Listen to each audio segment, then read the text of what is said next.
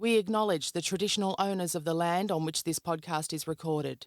We pay our respects to their elders, past and present, and to Aboriginal elders emerging. I got the Australian Police Medal, and it was the second time in Australia that someone had got the Australian Police Medal. Big deal. When I say big deal, I don't say that dismissively, because now that my stepson's in the Air Force, he thinks it's hilarious because it's right up there with all these medals. He's got the big printout of medals. So suddenly his stepmother's important because the Australian Police Medal's right up there. I wouldn't have a clue. I don't care. In that, you're not in it to get medals. So I had to go and see the Chief Commissioner, and I couldn't find out why I had to go and see the Chief Commissioner. And I panicked because I was at Broadmeadows and I was working shotgun looking after a news agency, and you weren't supposed to have a second job. So I thought, someone's complained about me looking after the news agency for 4 weeks while they're on holidays. And I thought, that's a big complaint, straight to the Chief Commissioner. So I rang people I knew, no one knew. So down I go to see Kel Blair, and he gave me a letter and it had Governor General on the back of the envelope, and I thought, this is a big complaint.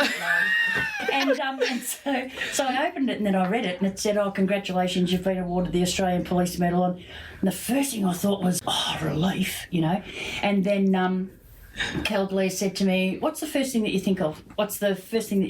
And as I said to you before about life, my approach to life is, a sister dying in her sleep at 24, when you're 20, that gives you a good thing on life. And I looked and I said, my first thing is that my sister, who passed away, is not here to see it, because she always worried about me joining the police force, because she said, you lack femininity now. Like, fancy doing a job like that. Guess who that is? That is Narelle's favourite boss from back in the Broadmeadows CPS days, Lorraine Blackwell. Isn't she adorable? She's amazing, actually, and it took some serious convincing on Narelle's part, but we got her. In conversation with Narelle, too. But it's only for patrons, I'm afraid. It'll be your first special Christmas episode, and it'll be ready for you on December 11.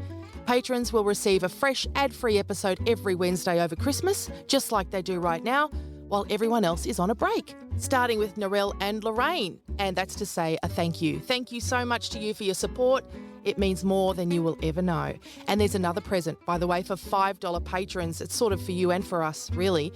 Because starting next week, you'll be able to leave us voice messages, which may or may not feature in the show. So if you have a question or a comment for us or for any of the guests we've spoken to, you can leave us a message. And if we can, we'll reply right here on the podcast. Isn't that nifty? Thank you, Tracy Dawson, Kristen Ifold, I think that is, Kelly Burton, Savannah Denzel, Wendy, Lauren Pruden, I don't know, Leanne Maloney, Megan James, Cara Declue. Sorry, Declue. I gave that heaps then and I really didn't need to. Megan, Matt James, Lauren Phoenix. Good name. Good name for a detective in a detective series of novels, then turned into TV series. Yeah, good name. Tony, with an I. That's a lady Tony, as in tones and I. Isn't that a funny name? I wonder if she regrets it. Anyway, she's very good and I like her a lot. Mark Gradage, Corinne Maunder, Stacey. Stacey's are always crazy. Are you crazy, Stacey? Every Stacey I've ever known's been nuts in such a great way. Emily Louise, Mary Octoman. Yes, you are. Shannon Green, Jess Kelly, Chloe Harris, Eva Lappard, Amanda Doom. Amanda Doom? D-O-O-M? Is that a real surname? That's amazing. It's a lot of pressure though, isn't it? It's like you sound like a villain, a super villain. Amanda Doom. Alison McBride, Kirsten Naylor, Beth Bolt. Bolt? Yeah, sorry, the print's really small again. B-U-L-T. Or Bolt. Bolt. That's how I'd say it. Susan Laddie, Melanie Diamond, Rachel Anaru, Sally, Emma Burke, Nikki Foster, Alessi Harold, Christy Channelis. Oh, that's nice. Oh, no, it's Channels. Oh, I need glasses. And not just the ones from the chemist that I'm wearing now. Ellie, Nikki McGuinness, Michelle Jenkins, Jess Reynolds. A special hello to my friend Kim in London. Thank you, everybody. Okay, on with the show.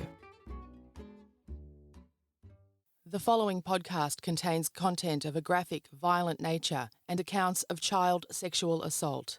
Listener discretion is advised. Graham Stafford, he's got a Facebook site called Justice for Leanne, not for him, Justice for Leanne it's called, and he's still trying to isolate who might have been the killer.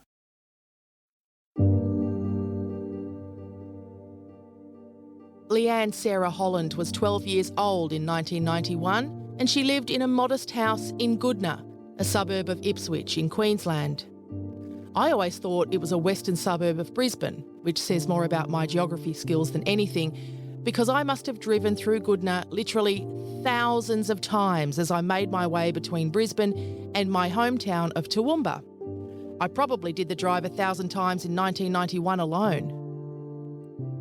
Goodna is the home of a giant blue footbridge that straddles the highway and stands as a local landmark. Driving under it is a psychological checkpoint telling you you've either finally left Brisbane or you've finally arrived in Brisbane. But I've never known anyone to stop in Goodna. I'm sure it's different now, but in 1991, Goodna's reputation preceded it. It was known as a tough neighbourhood with a high unemployment rate, a high crime rate, and low average income. It's surrounded by prisons and youth detention centres, one of which opened its doors in 1880 as the Goodna Lunatic Asylum, their title, not mine. As a result, Goodna has always been the home of halfway houses, which hasn't helped its reputation. Leanne Holland grew up in the area and she knew it well. She was being raised by her single dad and her two elder siblings, who were all hard workers. So she'd had to learn to fend for herself sometimes, and by all accounts, she did it well. Leanne was by no means a tearaway or a troubled child. The biggest issue was that she occasionally forgot to let her family know when she decided to spend the night at a friend's place. Also, at Leanne's place, her father lived downstairs, and she, her sister Melissa, and Melissa's boyfriend Graham lived upstairs. Sometimes, though, Leanne fell asleep on her dad's couch and stayed down there for the night, which is very sweet, but it also meant that nobody was overly concerned if they hadn't seen Leanne for a day or two. She could have been upstairs, she could have been downstairs, she could have been at a mate's place. Consequently, it took the family at least 24 hours to realise she was nowhere to be found on the 23rd of September 1991. Her remains were discovered in bushland in nearby Red Bank Plains 3 days later. The condition of her body revealed she'd been subjected to a brutal sexual assault and a brutal death. 2 days after that, police arrested Leanne's sister's boyfriend, Graham Stafford, on suspicion of her murder. Next week on Australian True Crime, in our final episode for the year, we'll speak to Graham Stafford. We'd actually driven round to the caravan park with her best friend staying, and she said she hadn't seen her. And then a few other places. That's when we were down the police station. This is Australian True Crime with Michelle Laurie and Emily Webb. Come with us as we go beyond the news cycle to find out how people become killers, how people become victims, and what happens next. This week, we hear from author and Australian true crime favourite Robin Bowles about why she chose to include Graham's conviction for Leanne's murder in her book, Rough Justice. I was asked by my publisher to write a book about miscarriages of justice in Australia, and I thought Graham's case would be perfect for the Queensland example because I did a case from each state. So that's how I first got interested. And by that time, Graham was actually on parole by the time I started doing my research. But he wasn't on parole because he'd confessed and said he was sorry for the killing. That's normally how you get parole, because he completely maintained his innocence the whole time he'd been in prison. It was just that his prison sentence was nearly up, and they were trying to reintegrate him into the community, so they let them out on short visits and get them a job and so on. So he was living with his parents, wasn't allowed to talk to me because I was classified as media. But I did go and talk to his parents and found out the ins and outs of the whole story, and it was horrifying, really. When was he released? What year? 2005. My book came out in 2007. But Graham's been petitioning for a pardon since then? Yes. He's never stopped declaring his innocence in the case. That's right. The suburbs that we're talking about here are in the western suburbs of Brisbane. And being from Toowoomba, these are the suburbs we used to drive through to get back and forth. Red Bank Plains and Goodna. that area, very working class area, bit rough and tumble, but to me very familiar and almost comforting. I can imagine this family, this dad and 2 daughters living there together. One of the daughters' boyfriends has moved in. It seems like a pretty happy little household. Well, it did seem that way, and Leanne was quite young. She was only 12 at the time this happened. Her sister was 20. Graham was 21. Dad worked as well. So she grew up really in a fairly freewheeling household. She'd been living with her father for quite a number of years after the breakdown of his marriage.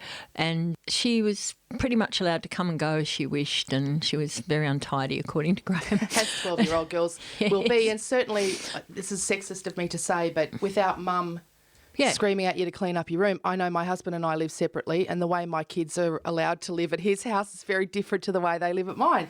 Absolutely. Well, I once bought a birthday card for one of my kids, which said, "Happy birthday from Clean Up Your Room."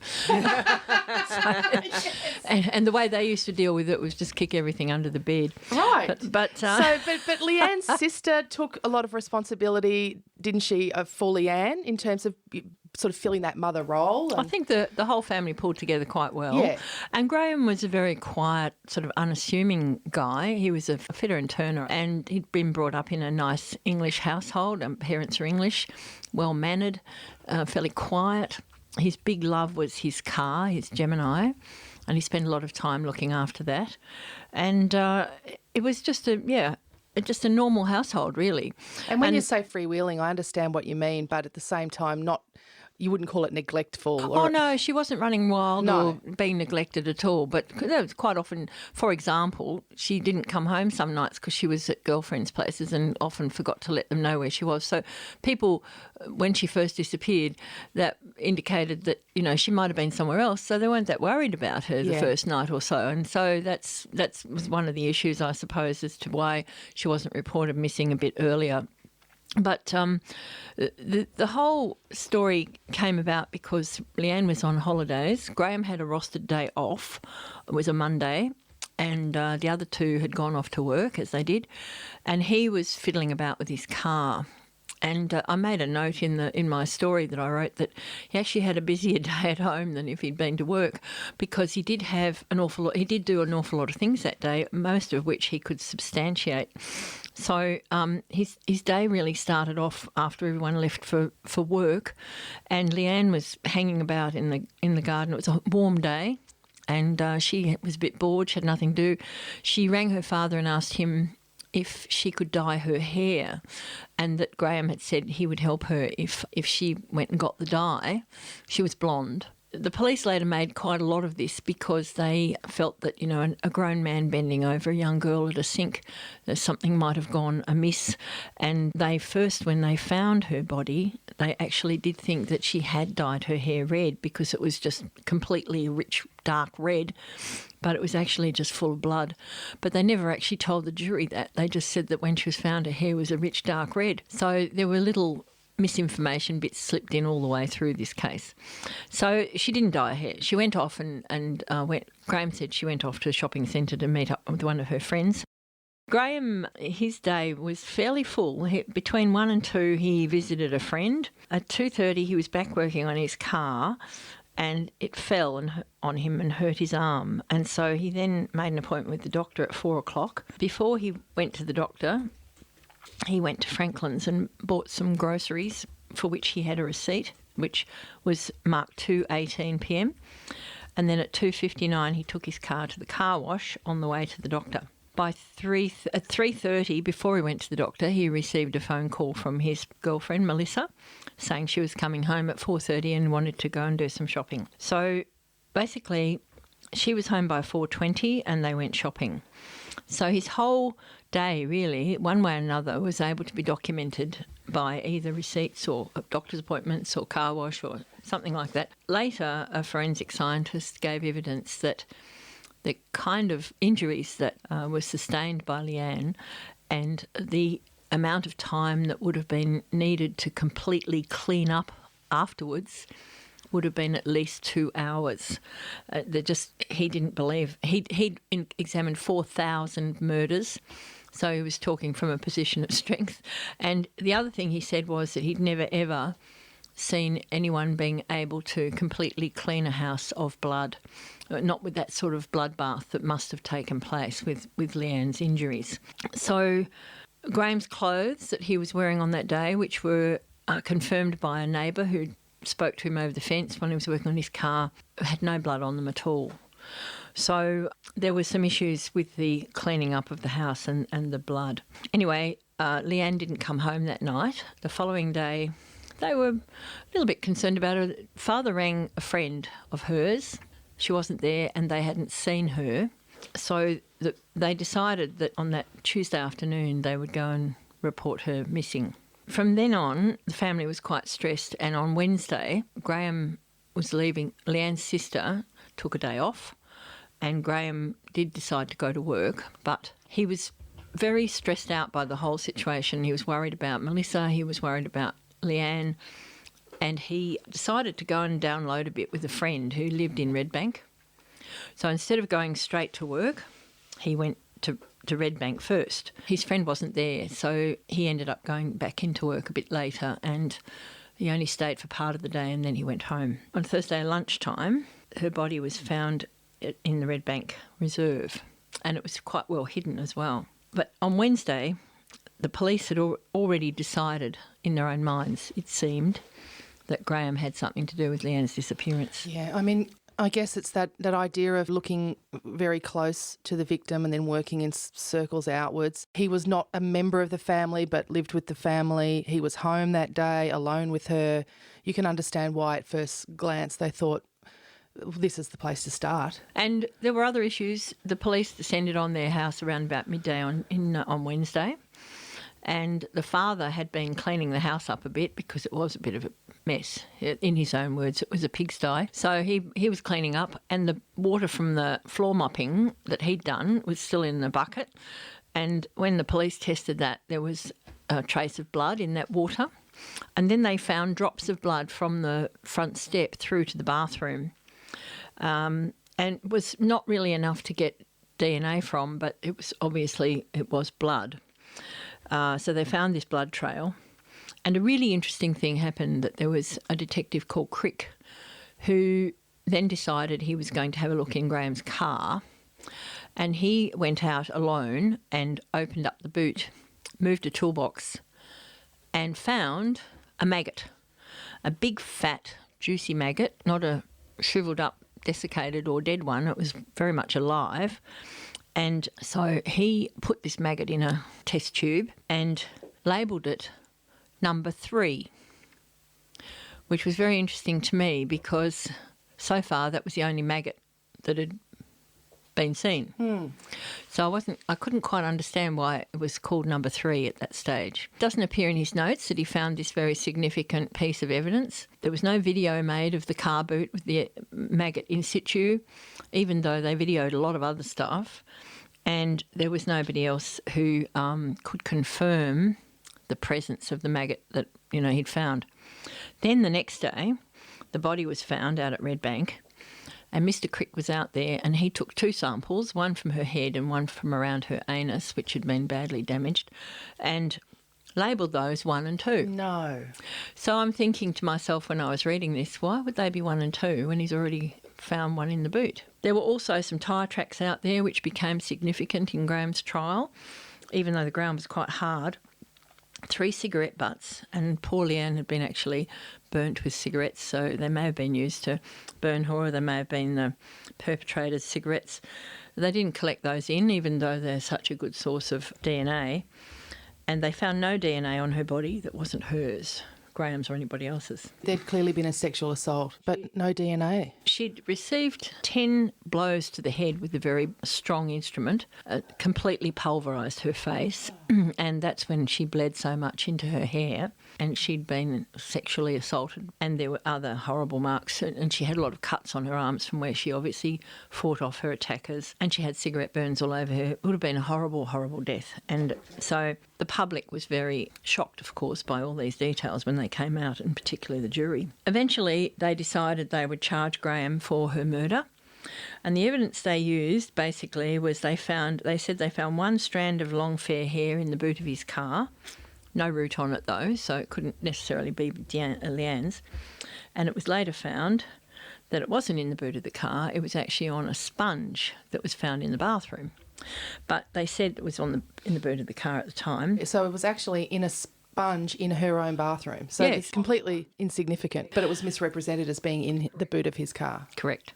Then they had the lone maggot, of course, along with items 1 and 2 as well. They had the minute blood traces, which were very minute. And in a household, you often get blood. I mean, I cut myself all the time. When Graham injured himself with the car, did he bleed then? I don't think so. I think the car fell on him. But what did happen was Leanne's brother, Craig, who didn't live with the family but visited regularly, he came forward and told the police that he'd been visiting his father and he'd cut his foot badly in the backyard. And so he'd walked through the house with this cut foot to the bathroom to clean his foot up. The forensic scientist who was given the samples of blood taken from the house was not told that there could have been another family member who had bled. And family members often share quite a lot of DNA attributes. So they're not exactly the same, of course, unless they're identical twins, but they are quite common, and so they share them. So that was not told to the jury either. They also based their thoughts on the fact that Graham had removed a chair from the boot of his car, which normally he carried around, a folding chair, because he used to go and watch his girlfriend play netball. So he'd sit on the sidelines and watch her. And the netball season was over, so when he was doing the car, he just put the chair in the shed. But the police attached a lot of importance to that as well. And the tyre tracks were significant because his car had Bridgestone tyres on it and they were different at the front to the back. They were different widths. And allegedly these tyre tracks were similar, but an awful lot of cars have Bridgestone tyres on them. Anyway, the first forensic scientist that the police produced said that Leanne, based on the growth of the maggots, which is a very interesting science in itself, entomology. I've always been down as an organ donor when I die, but then I had cancer a couple of years ago, so they don't want me anymore. I'd love your organs, Robin, just for the record. Well, I'm very interested in this post-mortem stuff, and I interviewed a guy a few years ago called Bill Blass who started what's called the Body Farm in America, and Patricia Cornwall wrote a book about it. There's one in Sydney now. There is indeed. And so when I interviewed Bill, I said to him, how did you get into this business? And he said, well, I used to be a vet, and so I came across a lot of dead cows. And so the police used to come to me and say, well, how long do you think it's taken for this person body, to be colonised by insects? Because, you have a lot to do with dead cows out in the paddock, And so it was a sort of an extrapolation. And he thought there's really a gap here in knowledge. And so in the early 90s, I think it was, he set up the first body farm in America. But as you say, there's now one in Sydney. So they are now going to get my body. My husband is horrified about it. Wow. Yeah. Good on you, Robin. That's so really cool. I may end up my time on this earth mouldering away between some grumpy old tree and a dirty old creek or something. But I have spoken to Melanie Archer, who's the head entomologist here in Melbourne. Yes. At the Victorian Institute of Forensic Medicine, and she explained to me that really all they can do in terms of time of death is estimate the shortest possible time of death. Correct. That's the closest they can get to. It's not like on TV. They can't say this maggot says she died at 7 p.m. That's right. And it's very hit and miss at times. And my friend Shelley Robertson, who's a forensic pathologist, she's done about 10,000 autopsies, I think, and she said to me, this is how I always tell the police the time of death is from the time the person was last seen alive to when their body's discovered. Yeah. And she said she won't ever go into any more detail than that because it's too hit and miss. So we had disagreement at the trial with various entomologists. Some said that she had to have been killed between 8 a.m. and 4:30 p.m. on the Monday. And then there was a South Australian entomologist who was brought up for the defence, but she was given the wrong times of day and the wrong weather conditions. At the time, she said Leanne probably died at 10 a.m. on Tuesday, which was great news for Graham because he was at work that day. But later on, she changed that because she was told a different set of circumstances about the weather conditions and the heat and so on. After the break, Robin tells us about the new evidence that led to Graham Stafford's murder conviction being quashed. Coming up next week on Australian True Crime, we hear about the day Leanne's body was discovered from the man accused of her killing, Graham Stafford. But next, former detective Graham Crowley was hired by the parents of Graham Stafford to investigate the evidence against him independently. The key piece of the prosecution's case, the maggot Detective Crick claimed to have found in Graham Stafford's car 2 days after Leanne Holland's disappearance, was the first thing they wanted to look into. He waited patiently for a period of 3 days in a row, which were predicted to be around about the same temperature as has happened after Leanne's death. He then recorded over the 3 days that maximum temperature of 44 degrees and a minimum of 11, which seemed a little bit unlikely that a maggot would survive in that environment with nothing to eat. And in such temperature, you'd think he would have been cooked. So that was an interesting experiment, which, didn't really help Graham much, but at least it showed that the lone maggot was a bit sus. And then Bow Repair were extraordinarily helpful. When he got the car back, they put the same tyres on his car, Graham's car, and drove 450 kilometres, which was how long Graham had had the tyres. He was very fastidious about record keeping in his car, so they knew that. And then tested those tyre marks against the photographs that were taken at the scene, and they didn't match. So they were terrific. And so it went to a second appeal. Graham made history in Australia by being the first person to get a second appeal. It's now possible in South Australia and Tasmania if you can demonstrate compelling new evidence. But back then it wasn't. But because Graham Crowley had found out so many things, he was successful in getting a second appeal. But the astonishing thing was about the second appeal that the judges said they disallowed the appeal, and they said that even if Leanne hadn't been killed the way the police said she had, he still could have killed her. So, they were acknowledging basically that the police case was flawed, but they didn't allow any of the new evidence. So there was actually no physical evidence apart from the maggot, is that right? Well, there was blood. Oh, there was the blood yes. across the floor, but it hadn't been DNA tested, so we didn't know whose blood it was. That's what correct. about the hammer? Graham had a hammer that went missing, and so the police alleged that it was his hammer that had been used to whack Leanne. But the injuries were so horrific that it could have been anything. It could have been an iron bar. It could have been any metal or, So they weren't able to ascertain no, that it was... there wasn't like a hammer hit, as it were. It was just like she was pulverised. It sounds awful, doesn't it? The Who Killed Leanne book came out by Paul and Graham, and as I said, it was quite well received, and they got a fair bit of radio time and so on. And one of the people who heard this story on the radio was a guy who was a truckie. We need to call him Bluey because we're not allowed to identify jurors, but that was his nickname anyway. So Juror Bluey, I call him in my story, and I was able to contact him because he heard this story, Graham Crowley, being interviewed on the radio about Leanne's death, and he was a juror. So he rang the radio station. He's got a lovely turn of phrase, Juror Bluey, and was pretty dirty with them because he said he was sick to death of all this. Graham didn't get a fair trial and it wasn't fair. The jury made a mistake, and, that he was there, and he was sick of the people putting him down as a member of the jury for putting Graham away, and the scientific evidence was there, and so on and so on. So Graham Crowley rang him back and asked him if he would like to have a look at the book. And he wasn't very keen on it, but Graham sent him a book anyway. So he had a look at it. He thought, he told me later, truckies, they don't read much. They just look at road maps. They listen to our podcast. They sure do. They listen to the podcast. Hello, Juror Bluey, if you're out there, mate. I loved having a chat to you. So he read this book, and he was supposed to start work at 2 a.m, and he read until 10 p.m. at one sitting because when he was supposed to be sleeping, he couldn't get it out of his mind. And he was just shocked that so much had been withheld from the jury.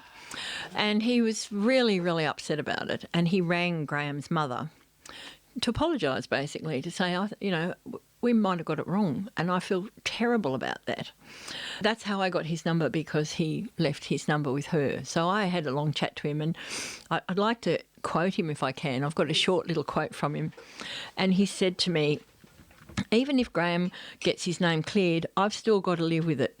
The jury did the right thing, dates, times, temperatures, experts. can I, a truck driver, argue with a fucking scientist? I've got to take what this insect Sheila says. I feel filthy about it. They wanted Graham Stafford, right or wrong. So, you know, he was really upset about it. And I often think to myself, sometimes the juries, I think about the Sue Neal-Fraser jury, how they must feel, you know, now that so much has come to light since she was sent to jail, and other miscarriages of justice around Australia, that the jury does the right thing. They're just 12 people off the street, and they have to believe what they're told in the trial. That's something I've learned from this podcast, is how much can be kept from juries. That seems very pertinent to what they've been enlisted to consider. Well, when I was attending the Murdoch trial, that's Bradley John Murdoch. We've talked about Peter Falconio before. And when I was attending that trial, I discovered that Peter Falconio had done a lot of work on his combi in Sydney, including putting in false panels not false panels, but removable panels in the lining of the combi. And my suspicion was raised about whether he might have been carrying some drugs there behind the panels for someone. And people do get tourists to carry. I remember the two grannies who were arrested in a combi as well, and you know, they were careering, and so I had this quite strong suspicion. And then during my visit to Darwin, I actually stayed with the editor of the Northern Territory Times. He very kindly gave me a spare room, and he had a mate in the police force who wanted to have a talk to me, and that guy told me that drugs had been found in the combi, but that nobody was making any fuss about it because the DPP didn't want the jury to think of Peter and Joanne as anything other than innocent tourists bobbing along and being waylaid by this wicked gunman. So then I had a word to Murdoch's lawyer, and I said, look, you know, you need to follow this up because it could be a whole different ball game here. And he didn't want to do anything about it because he said, we don't want anyone to think that Brad was a vicious drug-running killer. You know, we want them to think he was on another road altogether and nowhere near the van. So why would we bring that up? So, that ploy did not work out very well because No. we've ended up thinking he's every bit the vicious drug-running killer. Exactly. So, you know, Jeffrey Robertson once told me that because we have such an adversarial system, that it's not really necessarily who has the best lawyer, but who has the best liar. And then somebody else said to me once, a great outcome is if you know the lawyer well, but an even greater outcome is if you know the judge well. So, you know, there's all these little truisms about our adversarial system. And unfortunately, because one side has to win and one side has to lose, you end up with mistakes sometimes because everybody plays to win. Do you really, after all of your research, you believe that Graham Stafford's incarceration was a miscarriage of justice? Oh, absolutely. Who else? What other scenario do you consider possible in Leanne's death? Because you mentioned earlier, I don't know if this was Freudian or not, but you mentioned attackers when you talked about Leanne. Somebody actually got in touch with Graham not all that long ago and said that there were two attackers and that they knew who they were and that they were going to tell the police about it.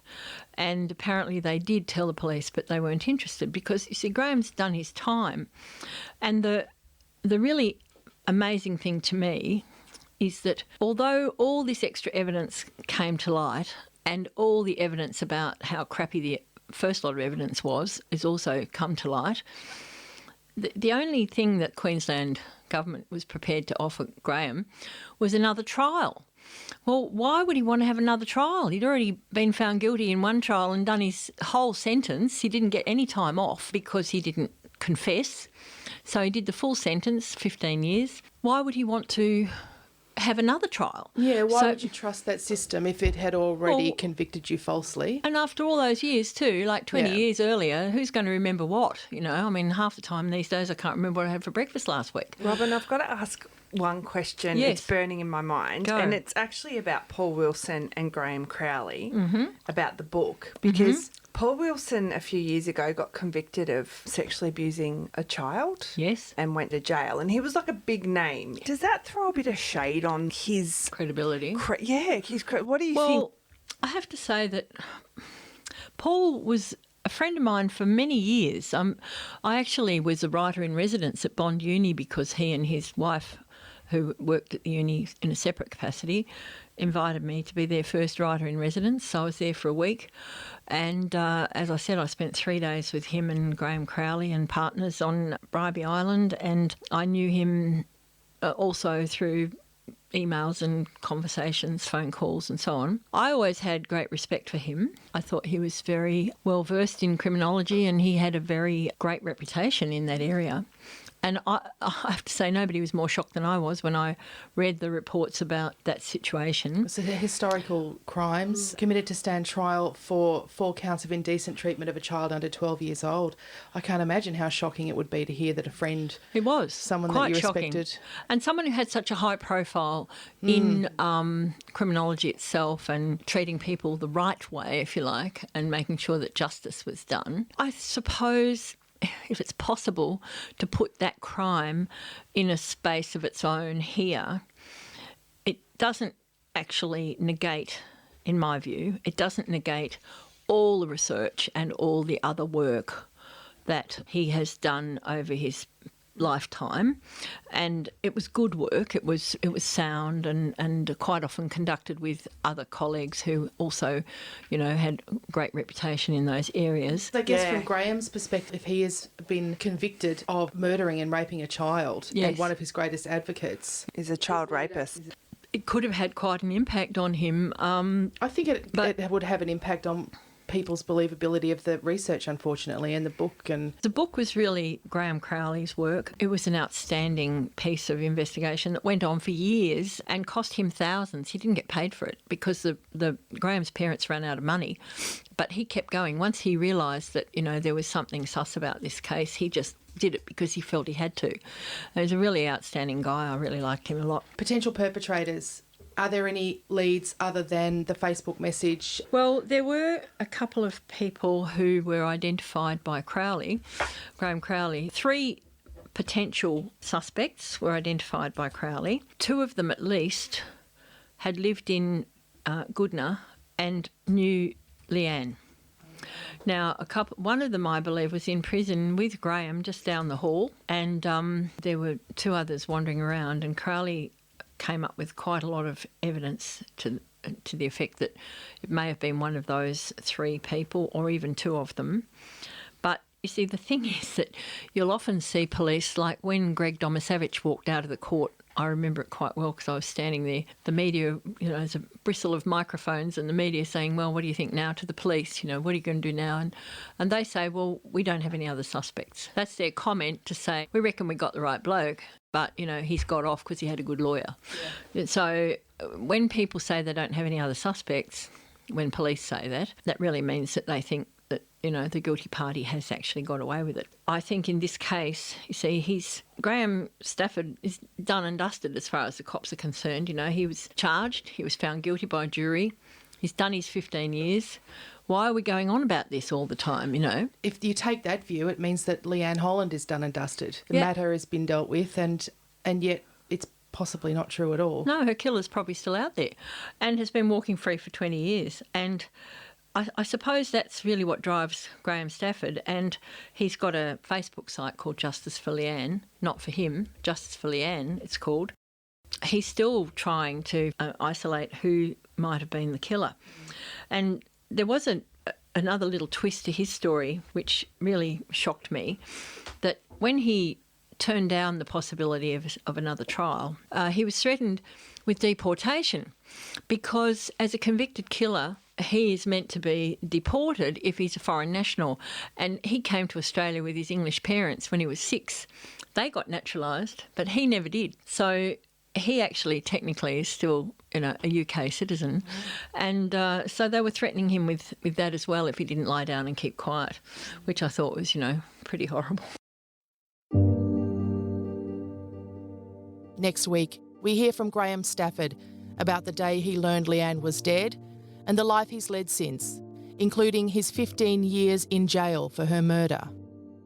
There are key moments that'll stay with me. Like I remember, like they were yesterday. I can remember Mum, Dad, and Stacey, my sister, visiting me at the Ipswich Watch House, And, I'm in this dirty cell, and the toilet's not working. There's flea-infested blankets. I mean, I'm not saying it was prepared for me, but it was, and all I had was this little hole in the door to go and converse with them, and they're saying everything's going to be fine, and that stays with me forever, because it was the first time that it really hit me that they were, saying that I was the one that did it. Thank you for downloading this episode of Australian True Crime. We'll be back with that next week.